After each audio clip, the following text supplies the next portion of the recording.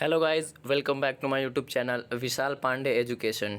Friends, कल हमने discuss किया था एक्टिव एंड पैसिव वॉइस के पार्ट 3 के बारे में, और आज का वीडियो हमारा एक्टिव एंड पैसिव वॉइस का पार्ट 4 है, जिसमें हम डिस्कस करेंगे प्रेजेंट कंटिन्यूअस टेंस का पैसिव वॉइस कैसे बनाया जाता है। हमने 3 पार्ट अपलोड किया एक्टिव एंड पैसिव वॉइस में। फर्स्ट वाले में हमने डिस्कस किया कुछ कॉमन रूल्स थे, जैसे कि सब्जेक्ट को ऑब्जेक्ट बना दिया जाता है पैसिव वॉइस बनाते समय, और ऑब्जेक्ट को सब्जेक्ट बना दिया जाता है, और ऑलवेज वर्ब की थर्ड फॉर्म का यूज़ करते हैं।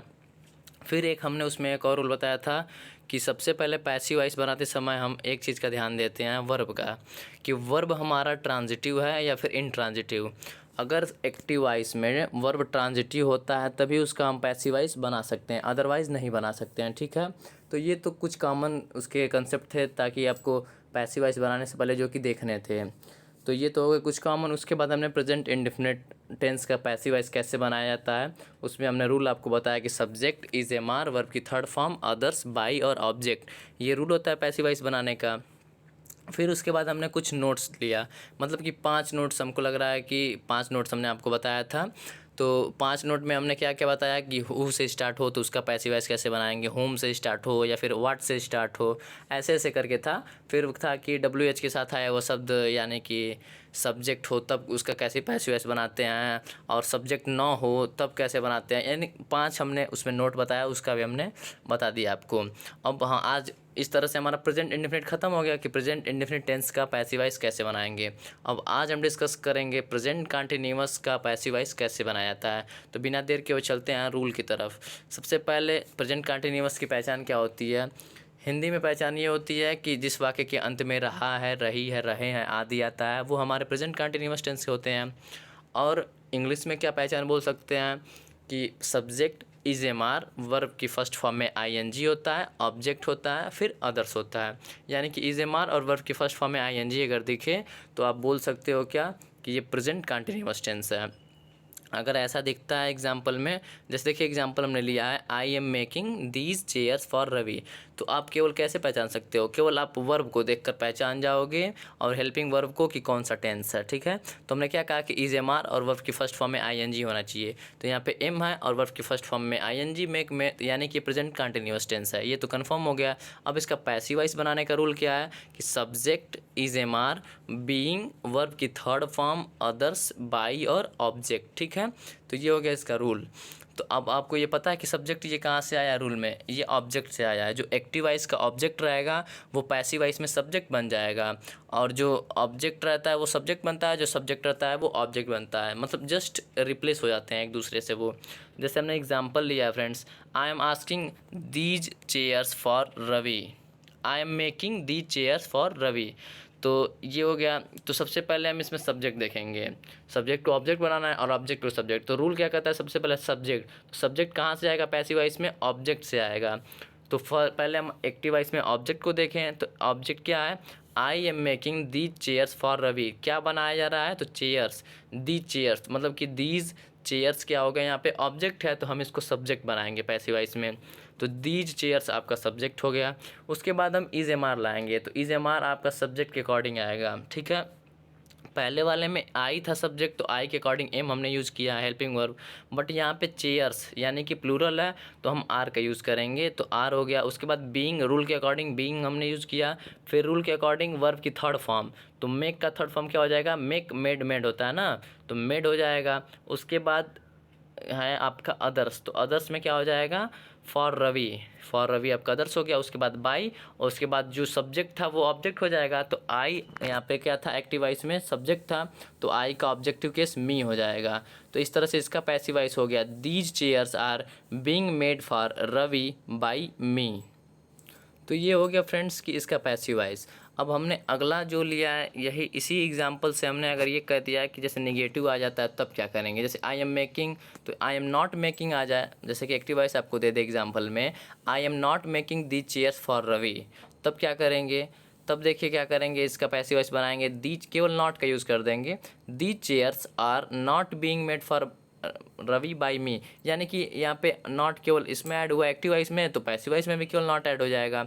बट अगर इसी का इंट्रोगेटिव भी, मतलब इंट्रोगेटिव में आपको एक्टिव वॉइस मिलता है तो पैसिव वॉइस भी तो इंट्रोगेटिव में बनाओगे आप, तो पैसिव वॉइस उसका कैसे बनाएंगे, अगर एम से स्टार्ट होता है। जैसे रहता है कि am I making the chairs for Ravi, तब इस ऐसे बनाते are the chairs are not being made for Ravi by me. और अगर एक तो और तरीका क्या हो सकता है कि जैसे वाक्य अगर क्या से स्टार्ट होता है हिंदी में, तब हम बोलते हैं कि क्या रवि, क्या मैं ये कुर्सियाँ, या फिर हाँ यही बोल सकते हैं, क्या मैं ये कुर्सियाँ रवि के लिए बना रहा हूँ।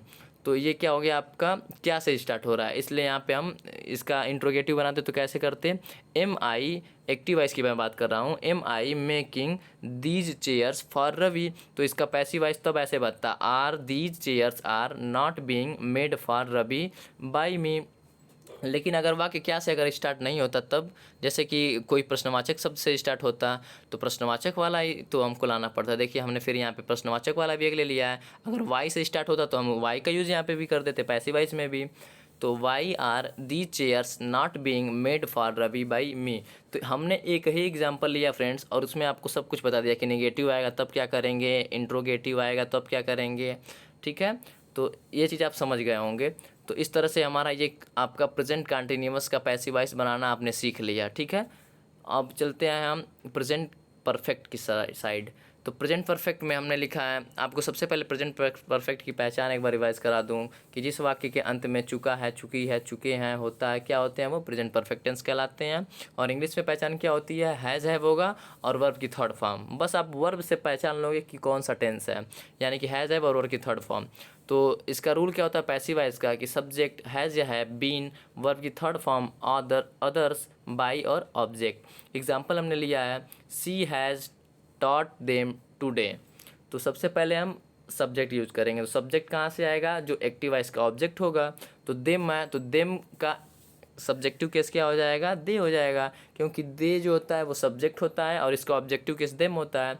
तो हमें ऑब्जेक्ट से सब्जेक्ट लाना है, तो देम से हमने दे ला दिया। ठीक है, उसके बाद रूल के अकॉर्डिंग हैज़ या हैव। तो हैज़ या हैव, अब हैज़ या हैव में से कौन सा आएगा, तो सब्जेक्ट के अकॉर्डिंग हमेशा हेल्पिंग वर्ब आता है। तो दे क्या है आपका प्लूरल है, तो दे के साथ हैव का यूज़ करेंगे। उसके बाद रूल के अकॉर्डिंग हमने बीन का यूज़ किया। उसके बाद वर्ब की थर्ड फॉर्म, तो टीच टॉट टॉट होता है तो हमने टॉट का यूज़ किया। उसके बाद अदर्स का यूज़ करते हैं तो हमने अदर्स का यूज़ किया, टुडे हो गया। उसके बाद बाई लाते हैं तो हमने बाई का यूज़ किया। और लास्टली क्या करते हैं, ऑब्जेक्ट का यूज़। तो ऑब्जेक्ट कहाँ से आता है, हमारा सब्जेक्ट से आता है। तो सब्जेक्ट हमारा एक्टिव वॉइस में क्या है, सी है। तो सी का क्या हो जाएगा, हर हो जाएगा। तो हमने हर यहाँ पे कर दिया। और इस तरह से पैसिव वॉइस इसका क्या हो गया, they have been taught today by her. फिर हमने इसका भी निगेटिव कर दिया, यानी कि अगर निगेटिव दे देता कि सी हैज़, एक्टिव वॉइस क्या देता, अगर she has not taught them today, तब इसका पैसिव कैसे बनाते, तब हो जाता दे हैव नॉट, केवल नॉट ऐड कर देते, हैव और बीन के बीच में नॉट ऐड करते थे, इसका पैसिव बन जाता।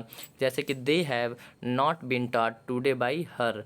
अगर इसी का इंट्रोगेटिव हमारा बनाना हो, इंट्रोगेटिव में पैसिव आ जाए, तब क्या करेंगे, have they not been, interrogative plus negative दोनों हो जा रहा है क्योंकि नॉट भी आ जा रहा है।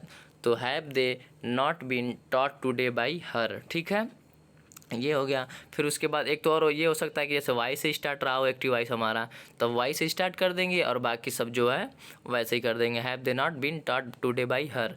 तो ये हमारा हो गया फ्रेंड्स कि कैसे, जैसे कि आपको एक ही एग्जांपल में हमने अफर्मेटिव में अगर है तब उसको कैसे कर देंगे, उसी का नेगेटिव भी बना सकते हैं, उसी का अब जैसे कि अब जैसा एक्टिव वॉइस रहेगा वैसा हम पैसिव बनाएंगे उसका।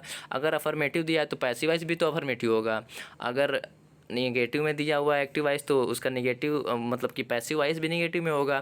तो इसीलिए हमने चार आपको एक ही का चार बना दिया, यानी कि अफर्मेटिव भी बता दिया। अगर आएगा तो क्या कर देंगे, नेगेटिव आएगा तो हैव और बीन के बीच में नॉट का यूज़ कर देंगे, और इंट्रोगेटिव रहेगा तो इन दोनों तरीके से अगर जैसा भी प्रश्नवाचक शब्द रहेगा वो लगा देंगे। और अगर क्या से स्टार्ट है तब तो कोई बात ही नहीं है, प्रश्नवाचक शब्द की कोई ज़रूरत ही नहीं है WH का, तब जो होगा आपका हेल्पिंग वर्ब उसी से स्टार्ट हो जाएगा। तो ये तो हमारा प्रेजेंट परफेक्ट हो गया, यानी कि प्रेजेंट परफेक्ट भी आपने पढ़ लिया कि कैसे इसका पैसिव वॉइस बनाएंगे।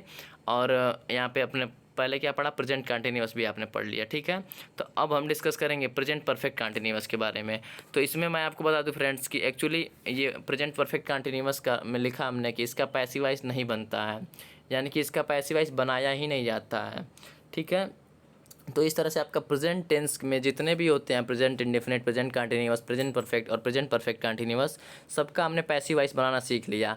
अब आप क्या करिएगा फ्रेंड्स, आप खुद से भी प्रैक्टिस करिएगा। जैसे हमने एक एग्जांपल लिया है केवल, बट आप 3 4 5 जितना एग्जांपल हो जाए उतना करके प्रयास करिएगा। अगर कोई भी डाउट उसमें हो ना बने, आपसे कोई भी समस्या हो, तो आप हमसे कमेंट कर दीजिएगा, और कमेंट बॉक्स में हम सबका रिप्लाई भी करते हैं फ्रेंड्स, और कमेंट पढ़ते भी हैं। तो जो भी डाउट होगा मैं उसको अगले वीडियो में सॉल्व कर दूंगा। अगर आप बोलेंगे कि और एग्जांपल देकर समझाइए, तो मैं और एग्जांपल देकर समझा दूंगा।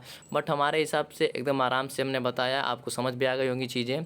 तो अब इतने के लिए फ्रेंड्स हो गया है हमारा क्या, प्रेजेंट टेंस का पैसिव वॉइस हमने बनाना सीख लिया। अब हम कल से डिस्कस करेंगे पास्ट टेंस में जो भी होगा, पास्ट इंडेफिनिट का या फिर पास्ट कंटिन्यूअस। पहले तो पास्ट इंडेफिनिट ही आएगा आपका, तो उसका हम कैसे पैसिव वॉइस बनाएंगे वो चीज़ें हम सीखेंगे। तो अगर ये वीडियो अच्छी लगी हो तो लाइक कर दीजिएगा, और कोई भी डाउट हो फ्रेंड्स तो आप कमेंट कर दीजिएगा। तो मिलते हैं अपनी नेक्स्ट वीडियो में, यानी कि एक्टिव एंड पैसिव वॉइस के पार्ट 5 के साथ।